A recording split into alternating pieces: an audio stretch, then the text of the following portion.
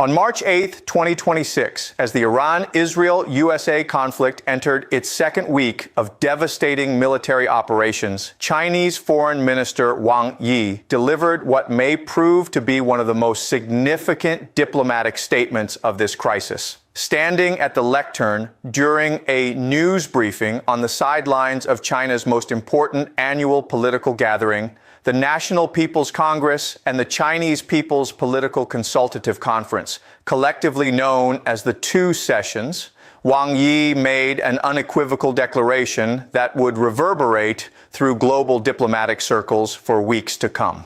He characterized the ongoing conflict not as a justified military operation or a necessary security measure, but rather as a war that should never have happened and a war that benefited no one. These words, spoken at the heart of Chinese political power during the nation's most important domestic political moment, carry profound significance and reveal crucial insights into Beijing's strategic calculations, its vision for global order, and the complex interplay between principle and pragmatism that defines contemporary great power diplomacy. The significance of this statement cannot be overstated.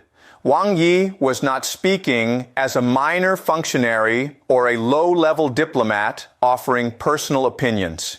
He was articulating the official position of the Chinese Communist Party leadership at the moment when China's entire political establishment was gathered in Beijing to set the nation's priorities for the coming year. The venue itself, the Two Sessions, is where China announces its economic growth targets, finalizes its five-year plans, and signals its strategic direction to the world. That Wang Yi chose to use this platform to make such a strong statement about the Iran conflict indicates that Beijing views this issue as significant enough to warrant placement at the very center of China's international political messaging during its most important domestic political moment. Furthermore, Wang Yi cast China in a role that has become increasingly central to Beijing's global branding strategy.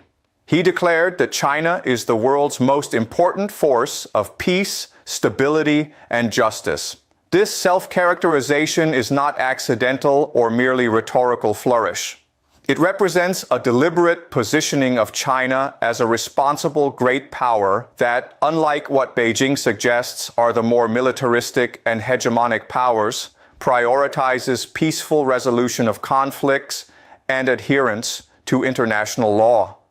In the context of a crisis where the United States and Israel are conducting massive military operations that many nations view as violations of international law, this positioning takes on heightened importance.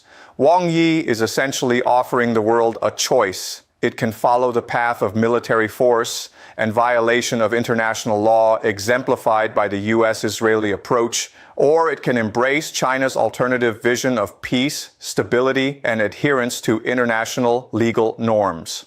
At the heart of Wang Yi's message was a reiterated call for an immediate ceasefire to prevent the situation from escalating and to avoid what he colorfully termed the spillover and spread of the flames of war. This metaphor of flame spreading is particularly evocative and meaningful. It suggests that the current conflict, while devastating in itself, represents just the beginning of a much larger conflagration that could engulf the entire Middle East and potentially affect regions far beyond. Wang Yi's explicit concern about the spread of the war reflects genuine anxiety in Beijing about regional stability, but it also reflects something more specific: China's worry about how the conflict might affect critical sea lanes, energy supplies, and the broader global economic system on which China's prosperity depends.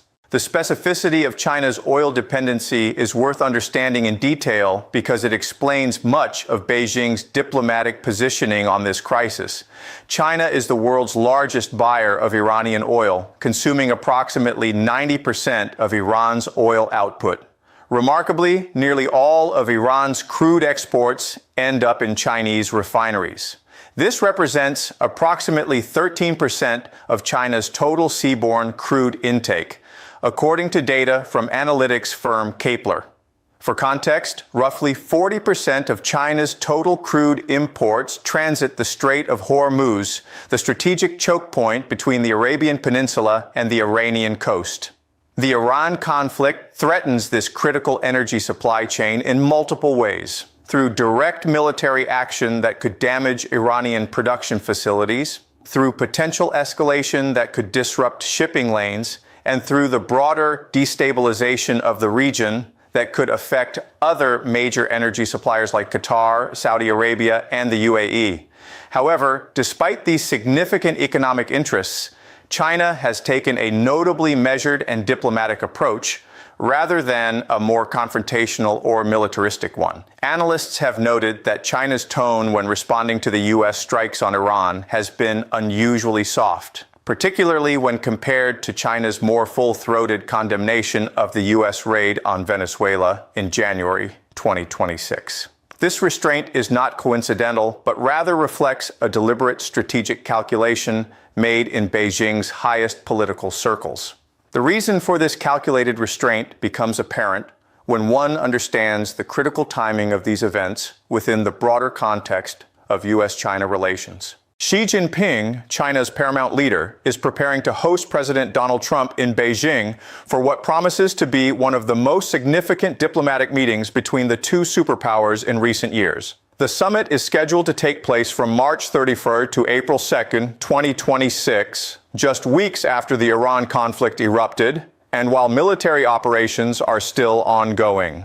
This timing creates an extraordinarily complex diplomatic situation for Chinese leaders. On one hand, they have genuine concerns about the Iran conflict's regional and global implications, including energy security, economic disruption, and the precedent it sets for great power military intervention outside international law. On the other hand, they recognize that their relationship with the United States is their single most important bilateral relationship, and they cannot afford to allow disagreement over Iran to poison the atmosphere for a critical summit.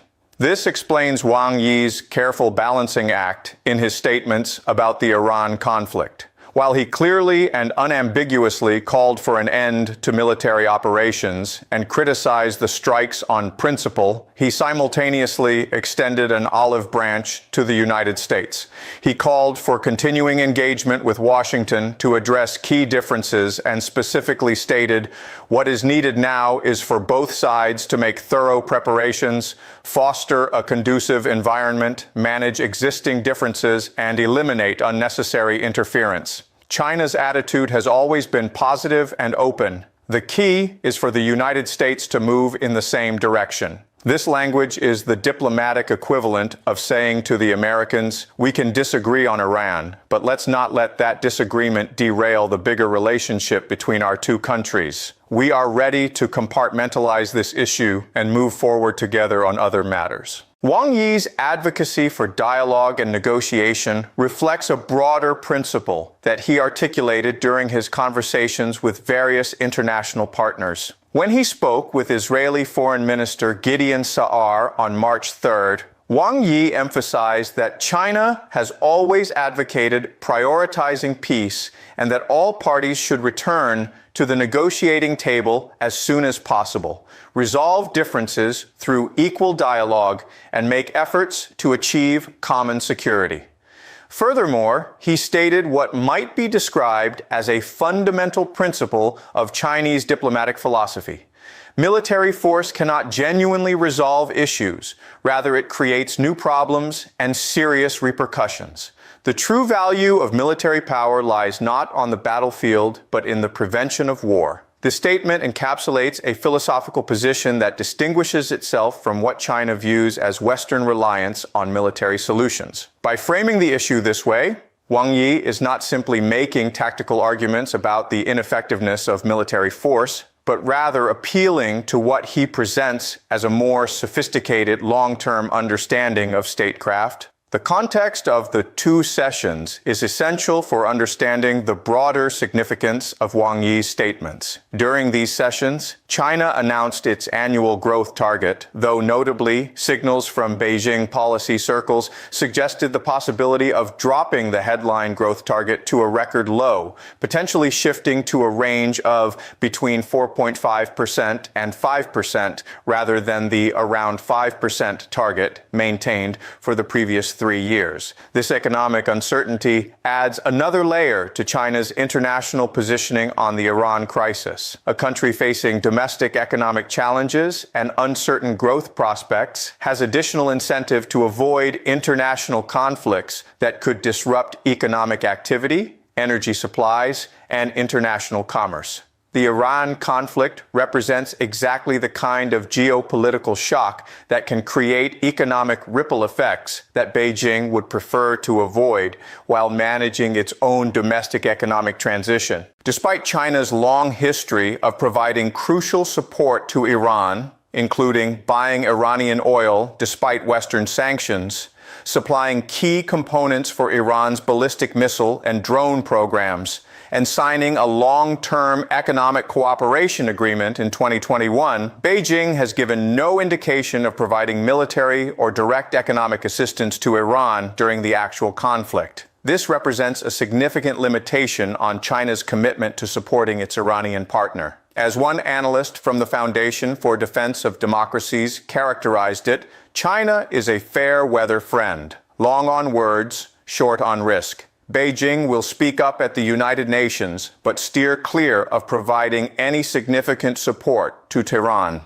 This assessment, while perhaps somewhat harsh, captures an important reality.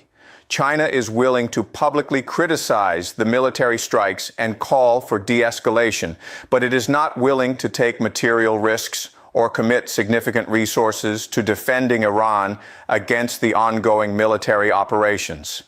This reticence to provide material support is particularly notable given the stakes involved. Some analysts have suggested that China may actually benefit from certain aspects of the conflict. A distracted United States military focused on operations in the Middle East is less available for potential confrontation with China in the Indo-Pacific region, where Beijing has long-standing territorial disputes and expansionist ambitions. Furthermore, a prolonged conflict in the Middle East could deplete U.S. stockpiles of munitions and military equipment, potentially reducing American military deterrence capacity globally. Additionally, China may welcome the opportunity to use the U.S. military intervention in Iran to reinforce its messaging, particularly to countries in the global south, that Washington acts as a hegemonic power willing to violate international law, while Beijing presents itself as a champion of non-interference and respect for national sovereignty. The energy security implications of the conflict are complex and potentially manageable for China, despite its significant dependence on Middle Eastern oil. According to analysts, China's nearly all-inclusive reliance on Iranian oil exports represents approximately 90% of Iran's oil output. But because China has diversified its oil supply over the years, combined with strategic reserves covering 96 to 121 days of imports, the short-term impact should be manageable. Additionally, Chinese crude production hit a record 4.32 million barrels per day in 2025, and Russian and Central Asian pipeline flows are immune to maritime disruption. Among Asian buyers, China alone possesses both the time buffer and the bargaining leverage that buffer confers. This means that while the conflict creates challenges for Chinese energy security, those challenges are not so severe as to force China's hand or compel dramatic action in response. The upcoming Trump-Xi summit looms large in the background of all of China's diplomatic maneuvering on the Iran crisis. Senior U.S. and Chinese trade officials, including Treasury Secretary Scott Bessent and Chinese Vice Premier He Lifeng, were expected to meet in Paris to discuss tariffs and possible deals on U.S. soybeans and Boeing aircraft. These economic discussions represent the kind of concrete, tangible issues that both countries can work together on and that affect millions of people's livelihoods. In this context, the Iran conflict, while serious, can appear almost like a distraction from the main work of managing the U.S.-China economic relationship. Wang Yi's careful framing of China's position, vocal criticism of the strikes combined with appeals for continued engagement with Washington, suggests that Beijing is determined not to allow the Iran crisis to derail what it views as more important business with the United States. The broader geopolitical implications of the conflict are not lost on Chinese strategists, however. Some analysts have noted that Operation Epic Fury, as the U.S.-Israeli military campaign has been termed, has reshaped the economic center of gravity between the U.S. and China by creating new uncertainties in global energy markets. The disruption to Iranian oil supplies, combined with Qatar's force majeure declaration on its two main liquefied natural gas facilities, which knocked out 1/5 of global LNG export capacity, represents what some experts have characterized as the most severe energy supply disruption since the 1973 oil embargo. This kind of systemic economic shock is precisely the sort of thing that great powers try to prevent or at least manage carefully. Yet, as noted, China's exposure is asymmetric relative to its regional peers.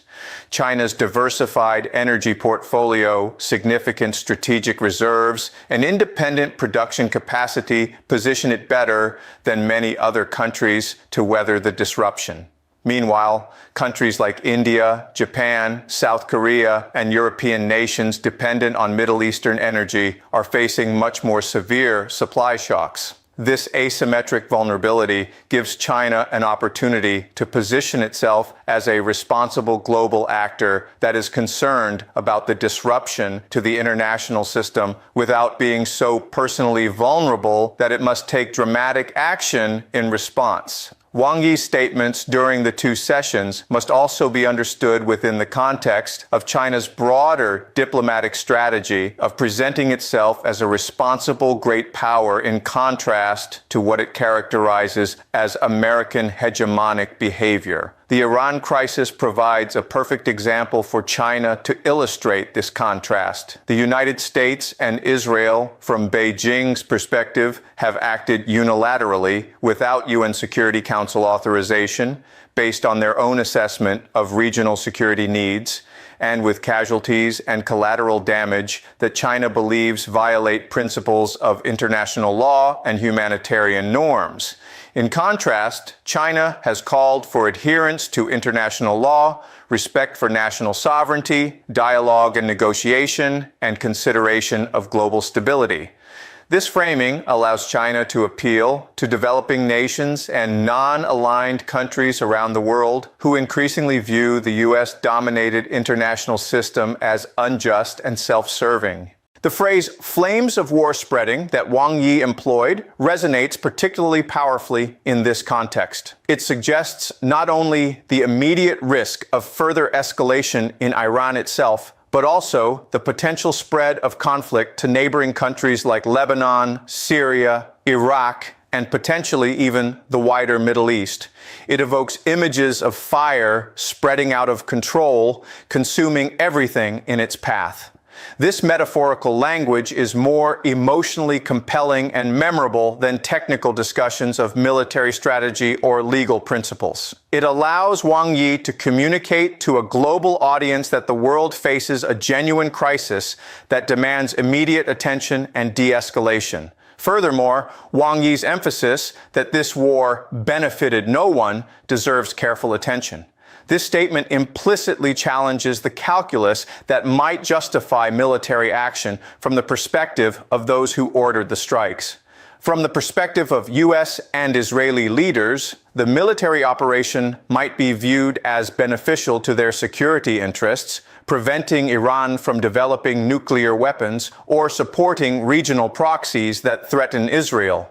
But Wang Yi is asserting a broader, more comprehensive calculus that takes into account not just the narrow interests of the attacking powers, but the interests of all parties, all nations, and the entire global system. He is arguing that when one factors in all the costs, the human deaths, the environmental damage, the regional destabilization, the disruption to global energy markets, the violation of international law, and the precedent set for future unilateral military action, no one truly benefits. This is a powerful rhetorical and diplomatic position because it is difficult to refute without explicitly arguing that some parties' interests are worth more than others, a position that few nations want to take openly. The timing and platform for Wang Yi's statements amplify their significance. By delivering these remarks during the two sessions, China is signaling that its position on the Iran conflict is not a momentary diplomatic response, but rather reflects deep strategic thinking at the highest levels of Chinese political leadership. The two sessions are the most important regular forum for Chinese political decision-making and international messaging. The fact that Wang Yi chose to make such strong statements about the Iran conflict during this forum indicates that Beijing views the issue as significant enough to warrant inclusion in China's core annual foreign policy messaging. As the Iran crisis continues to unfold, and as the Trump-Xi summit approaches, Wang Yi's carefully calibrated position, critical of the military strikes while extending an olive branch to continued U.S.-China engagement, may represent a template for how China intends to manage great power relations in an era of increasing geopolitical tension. China is asserting principles of international law, opposing unilateral military action, and positioning itself as a voice of reason and stability. Simultaneously, it is making clear that despite these principled objections, it remains open to engagement with the United States on economic and strategic issues. This delicate balance reflects the reality that in the modern world, even major powers in fundamental disagreement on important issues must find ways to manage their differences, communicate effectively, and prevent crises from spiraling into direct confrontation. The broader implications of China's response extend beyond the immediate Iran crisis. How Beijing chooses to engage with this conflict and how effective it is in its diplomatic efforts will shape its credibility as a responsible great power and as an alternative to American-led international order. If China can help broker a ceasefire or facilitate negotiations, it will enhance its global standing and demonstrate that alternatives to military confrontation are viable. If the conflict continues to escalate and China is unable or unwilling to leverage its influence, then its claims to be a force for peace and stability will be questioned. This explains the investment China is making in diplomatic outreach. Not just because it genuinely cares about preventing further bloodshed, though it certainly does, but also because effectively managing this crisis is crucial to its broader strategic ambitions of positioning itself as a responsible alternative to American hegemony. In the final analysis, Wang Yi's statement that the Iran-Israel-USA conflict is a war that should never have happened and a war that benefited no one represents far more than a simple critique of military policy. It encapsulates China's vision of international order, its understanding of the limitations of military force as a tool of statecraft, its pragmatic recognition of its own strategic interests, and its ambitions to position itself as a leading voice in global affairs. As the conflict continues and the world watches to see whether diplomatic efforts can succeed in ending the violence, Wang Yi's words will likely prove to be historically significant as a marker of the moment when a major alternative power explicitly rejected the course of military escalation and called for a return to the principles of law, dialogue, and mutual respect that, however imperfectly applied, remain the foundation of the international system that has maintained great power peace for nearly 8 decades.